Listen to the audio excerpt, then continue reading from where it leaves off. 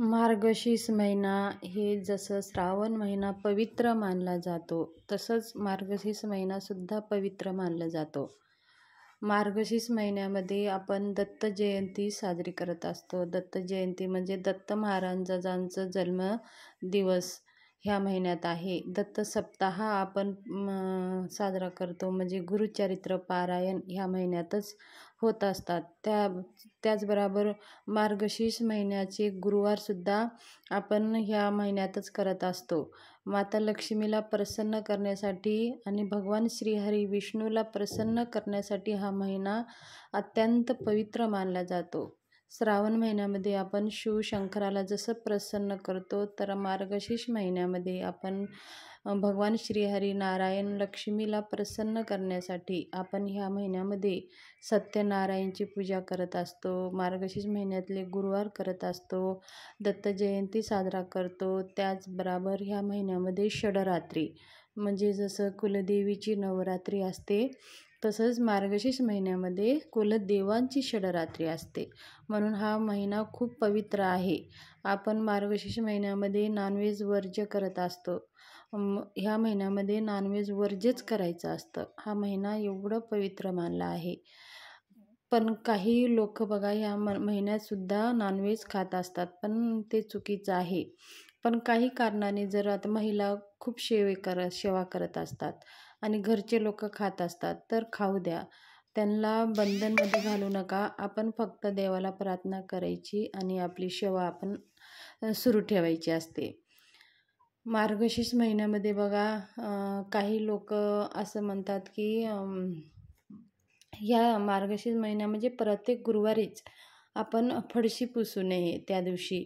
म्हणजे कसं आपलं घरचं सगळं साफसफाईसुद्धा करायची नसते. गुरुवार हे माता लक्ष्मीचं गुरुवार पण आहे आणि स्वामींचं सुद्धा गुरुवार आहे ह्या दिवशी. म्हणून आपण घरची सगळी साफसफाई करत नसतो, फरशी वगैरे पुसत नसतो. वरचं जेवढं देवांचं आहे, किचनचं आहे, तर असं आपण थोडंसं वरी पुसू शकतो. म्हणजे त्या दिवशी आपण पाण्यामध्ये फक्त हळद घालून घर थोडंसं आपल्याला देवापुरतं आणि किचनापुरतं साफ करून घ्यायचं आहे. आणि जसं आपण इतर दिवशी फरशी पुसत असताना त्याच्यामध्ये आपण कसं थोडंसं मीठ टाकत असतो, त्याच्यात थोडं गोमूत्र, थोडे लिंबू आणि त्याचबरोबर हळद हे टाकून सगळं आपण फरशी आपली पुसून घेत असतो. तर आणि अमावस्या आणि शनिवारी तर आपण आवर्जून करत असतो. म्हणजे काय होतं ह्या दिवशी आहे ना, घरातली सगळी काही नकारात्मकता आहे ती निघून जाण्यासाठी आपण पुसत असतो. तर गुरुवारीच आपण मीठ टाकत नाही. फरशी पुसत असताना मीठ वगैरे टाकत नाही, फक्त हळद टाकायची आहे आणि थोडंसं गोमूत्र टाकायचं आहे. गोमूत्र टाकल्याने काय होतं, घरातली सगळी काही आपली निगेटिव्हिटी आहे, नकारात्मकता आहे, ते जाण्यास मदत होते. तर मार्गशीर्ष गुरुवार आपल्याला या महिन्यामध्ये करायचेच आहेत. त्याचबरोबर भगवान विष्णूची सेवासुद्धा ह्या महिन्यामध्ये आपल्याला करायची आहे. तर ह्या महिन्यामध्ये बघा नॉनव्हेज वर्ज्य करा. पवित्र महिना आहे, शक्यतो नॉनव्हेज खाऊच नये.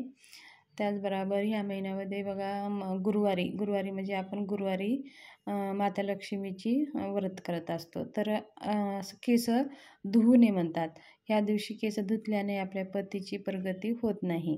म्हणजे आता काय होतं, काही घरी बघा बुधवारी नॉनव्हेज केलं जातं. मग बुधवारी नॉनव्हेज केलं तर आपण गुरुवारी डोकं धुवावंच लागतं.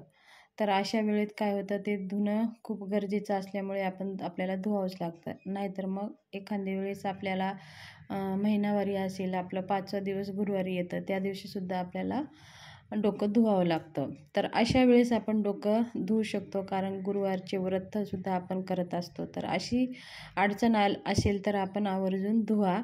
पण जर तुम्हाला अडचण नसेल, तुमच्या घरामध्ये नॉनव्हेज वगैरे बनत नसेल, तर तुम्ही बुधवारीच डोकं धुवून घ्या आणि गुरुवारी डोकं नाही धुतलं तरी पण चालेल. अशी काही अडचण आली तर तुम्ही धुवू शकता.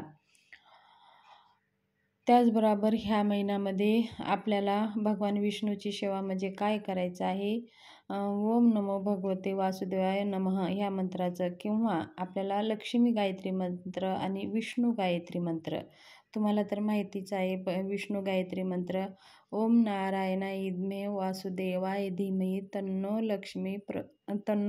विष्णू प्रचोदयात, ओम नारायणाय विद्महे वासुदेवाय धीमहि तन्नो विष्णू प्रचोदयात, ओम महालक्ष्मीची विद्महे विष्णुपत्नी च धीमहि तन्नो लक्ष्मी प्रचोदयात.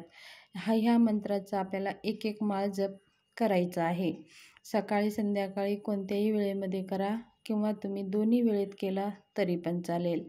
त्याचबरोबर भगवान विष्णू सहस्त्रनामाची सुद्धा ह्या महिन्यात आपल्याला पाठन करायचं आहे.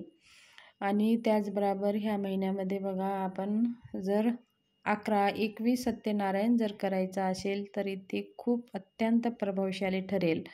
म्हणजे कसं करायचं, दररोज आपल्याला सत्यनारायणची पूजा करायची आहे. पहिल्या दिवस मांडून घ्यायचं आहे, ती मांडणी उचलायची नाही. दुसऱ्या दिवशी पण तेच मांडणीवरती आपल्याला फुलं वगैरे अर्पण केलेले आहे ते फुलं काढून दुसरी फुलं अर्पण करून दुसरं नैवेद्य दाखवून पोथी वाचून आरती करायची आहे. अशा प्रकारे आपण 21-11 सत्यनारायण आपण करू शकता. ह्या महिन्यात सत्यनारायण केलेलं खूप फलदायी आहे. आपल्या मनोकामना पूर्ण करण्यासाठी हा महिना खूप शुभ मानला जातो. जर प्रत्येक पौर्णिमेला जर तुम्हाला सत्यनारायण करायचं असेल तर दत्त जयंतीपासून पुढच्या दत्त जयंतीपर्यंत दर पौर्णिमेला तुम्ही सत्यनारायण करून पहा. बघा, तुमच्या जीवनात कोणतीही समस्या असेल, कर्जबाजारी असेल, व्यापारामध्ये वृद्धी होत नसेल तर ते अत्यंत प्रभावशाली ही सेवा आहे. ह्या सेवेनं तुम्हाला अनुभव येतच.